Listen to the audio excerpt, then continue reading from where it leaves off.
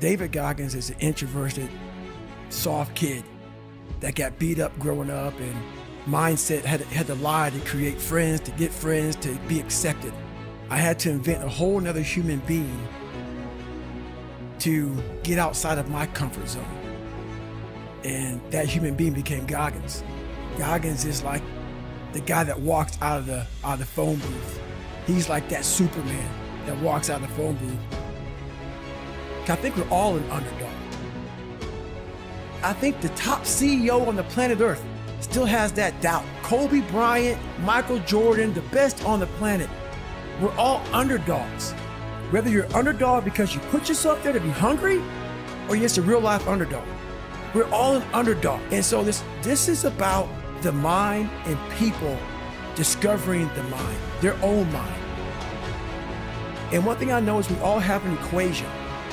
These smart guys that read these books, man, and they sit down, they tell you what the mind is supposed to do. No, I cannot give you a book. It's not like you do these 5 steps, you're good. No. And a lot of us listen to it, it becomes like, this is it, man. This old man who has been studying the mind forever, this is the cap that we have. By being a practitioner, I went out and realized a lot of these guys are so wrong, man. The mind has capabilities that are so unknown, and I found that through suffering. You no longer fail, man. You got it figured out.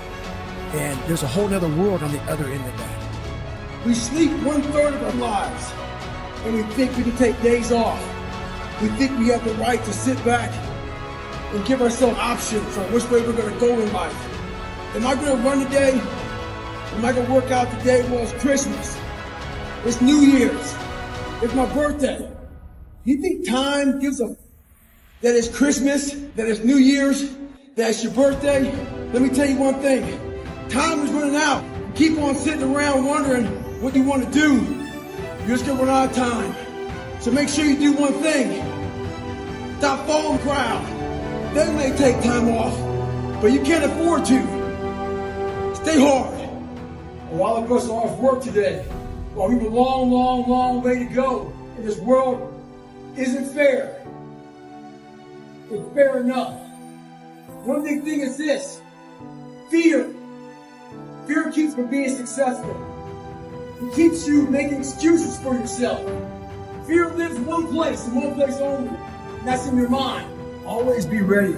You never know when your next challenge is coming out of the blue. A lot of people need to have that special event that's down the road that gets them motivated to get ready for the next challenge. I'm telling you right now, every day in life presents the next challenge. No. I don't stop when I'm tired, I stop when I'm done. You run these instructor-led runs. Most of the time we knew the start and end point. So on the way back, I start seeing people getting happy because the end was near. But there were some instructors that would hear the happiness and go right on past the end point.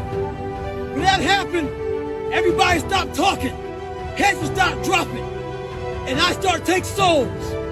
At that time, I knew what happened in their minds. Life is the most brutal endurance sport of all time, and that's what we have to love about it. We have to flip it on its head and love the fact that life continues to attack us. There are no timeouts. You can't just go like in a sporting event when the coach doesn't like something and call a timeout. You have to figure it out on the fly. You have to be that person who's always prepared. But the solitude right now that a lot of us are dealing with, but we don't want to deal with, it's the fact that we have to think about all these things that we don't like about ourselves. We like to use life as a big escape. But escape is not there anymore. All these distractions that we use, they're no longer there. This is the time right now for you to stop avoiding things. Get that pen and paper. Look inside yourself. Stop looking at me or other people out here to be the hero of your story. This is time for you right now in all that solitude to get to know who you are as a person. Be alone with yourself. Start to face these different things in life. Knowing one thing in life, we are all very fragile in this world. We have to know that when we die with some meaning and some purpose in this world. Stay hard. Most of us, we live in a box. And we don't want to go outside that box at all, ever. Outside that box is all these possibilities of life. But what we do is we shackle our mind. We are a prisoner in our own mind, and this is all I can do. This is all I'm good at. We take away the possibilities of you could be this, you could be that, you could be all these things. I never thought in my wildest dreams I could be a Navy SEAL. Open-mindedness creates that. We all shut down our mind. Like for instance, when I broke the pull-up record, everybody around me who heard the pull-up record was 4,020 pull-ups. That's the first thing they did. Oh my God. It's 4,020 pull-ups in a 24-hour period. The first thing I did was just closing my mind and like, oh my God, that's crazy. Instead of taking life and making it out to be this grandiose thing, start breaking it down. Start breaking it down. And I never thought at 300 pounds I could be Navy SEAL. So if my mind was shackled, me and you would never meet. There'd be no book. There'd be nothing.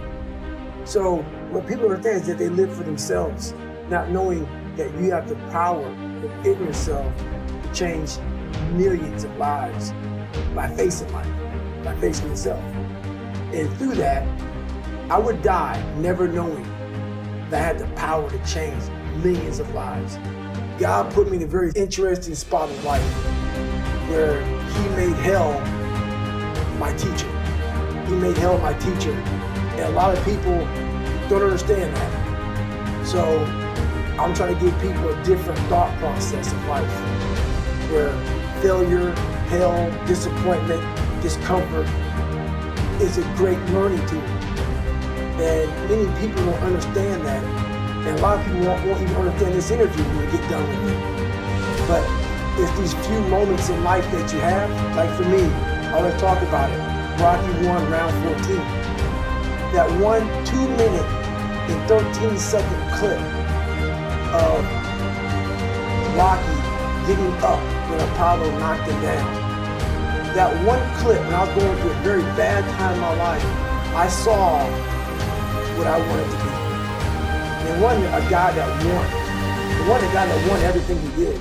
It was a guy that kept getting up after being knocked down.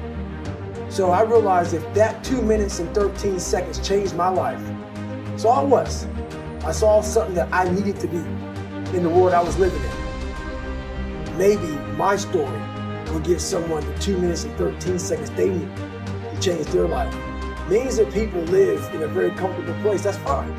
Don't listen to me. A lot of people are looking for that 2 minutes and 13 seconds. And I might be that person. So I know how it is to be alone. You have to be able to flip alone on top of his head. I gained a lot of strength from having a sewer mentality. And what a sewer mentality is how many people can make it out of the sewer alone? With no coach, no trainer, no one to guide you, no one to mentor you. Just having a straight up killer mentality, having a warrior mindset, having a round 14, I'm going to get that mindset. And you have to learn to flip that loneliness into like total like power. And that's what I was able to do. I was able to like, you know what? If I can come out of this sewer that I'm living in my mind, if I can overcome all these things by myself, how much strength will I gain from this? And you gain a ton of strength from it. So that's how I looked at my life growing up. I stopped looking at all the bad things that life handed me. And I started looking more as an ultimate training ground for where I want to go. My most inspirational time when I was 300 pounds, and I was trying to lose weight, and I was having all these self-talks, trying to find strength all over my brain.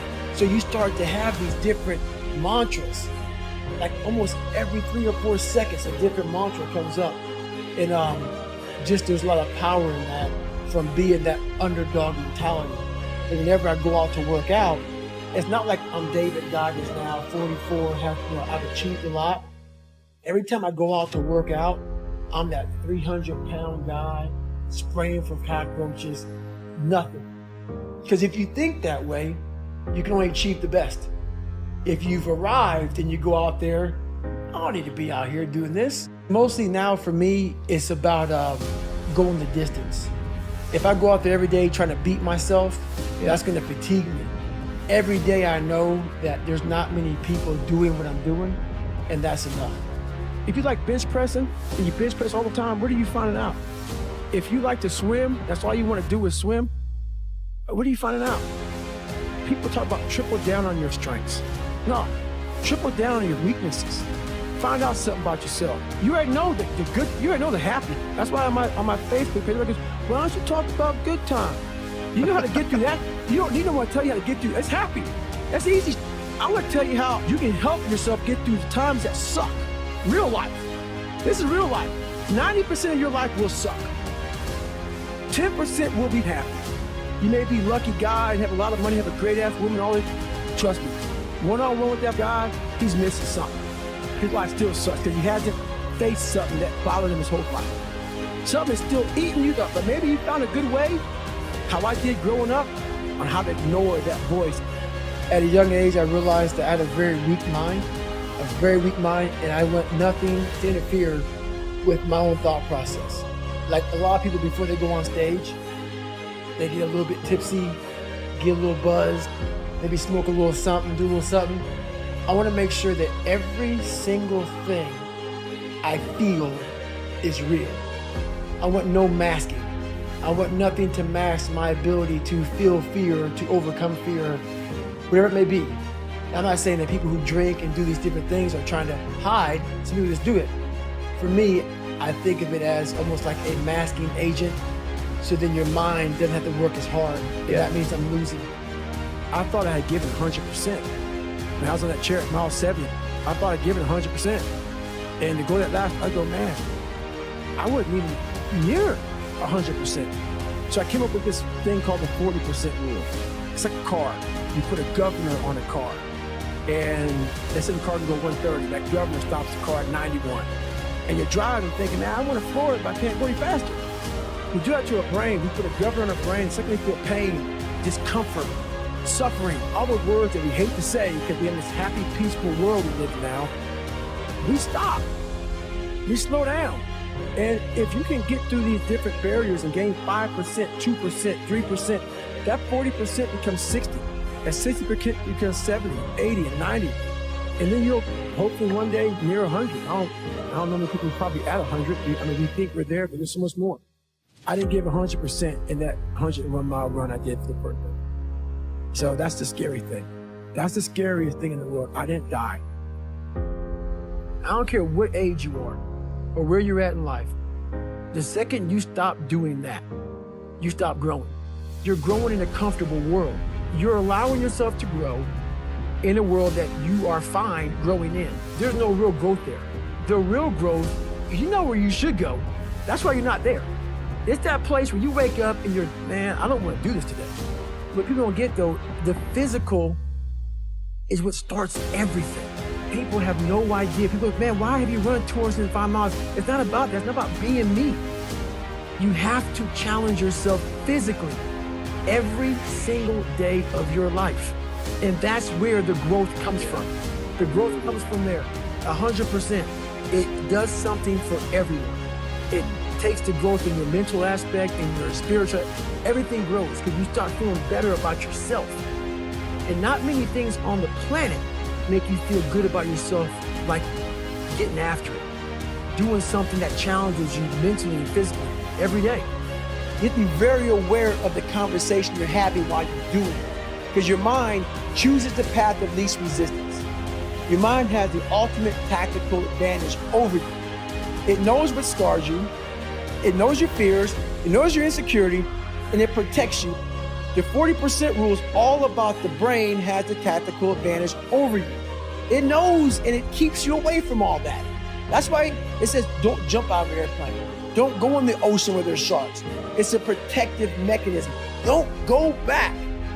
The brain protects you, but protects you so much, it doesn't allow growth.